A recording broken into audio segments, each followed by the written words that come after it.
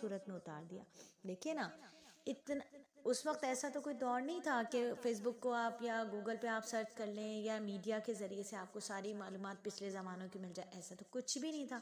نبی صلی اللہ علیہ وآلہ وسلم کے پاس تو وہی آیا کرتی تھی. اللہ تعالیٰ ان کو گزرے ہوئے زمانوں کی، گزرے ہوئے لوگوں کی بات بتایا کرتے تھے. تو معاذ اللہ جب یہودیوں نے اور مشرکین نے اس خیال سے کہ نبی صلی اللہ علیہ وآلہ وسلم کے خلاف پروپیگنڈا کرنے کا موقع مل جائے گا اور معاذ اللہ آپ کو یہ بولیں گے وہ لوگ کہ آپ سچے نبی نہیں ہیں، تو انہوں نے یہ سوال کر دیا کہ اللہ تعالیٰ نے یہ بتائیے کہ بھائی یہ جو لوگ تھے یہ فلسطین سے مصر کیسے پہنچ گئے. اب یہ سوال انہوں نے کر دیا. اللہ رب العزت نے یہ پوری کی پوری صورت نازل فرما دی اور اس میں پوری تفصیل وضاحت کے ساتھ حضرت یوسف علیہ السلام کا واقعہ بیان فرمایا، پوری وضاحت کے ساتھ.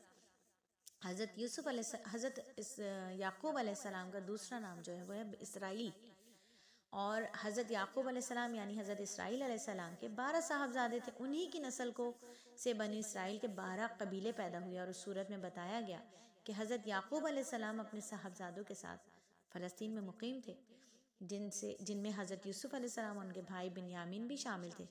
اور ان دونوں کے سوتیلے بھائیوں نے سازش کر کے حضرت یوسف علیہ السلام کو ایک کنویں میں ڈال دیا، جہاں سے قافلے کے ذریعے انہیں اٹھا کر مصر کے ایک سردار کے ہاتھ بیچ دیا.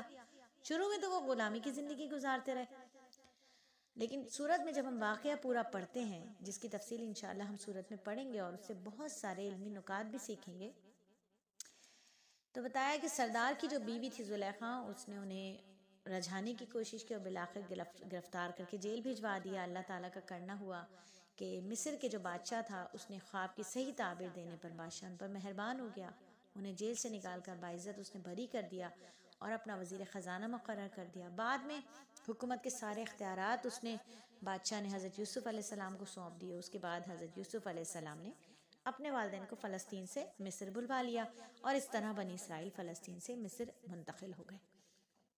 تو یہ پوری کی پوری تفصیلات اللہ رب العزت نے وحی کے ذریعے نبی صلی اللہ علیہ وآلہ وسلم کو بتائی، اور نبی صلی اللہ علیہ وآلہ وسلم نے مشرکین مکہ تک یہ معلومات پہنچائی اور انہیں بتا دیا کہ میں اللہ کا سچا نبی ہوں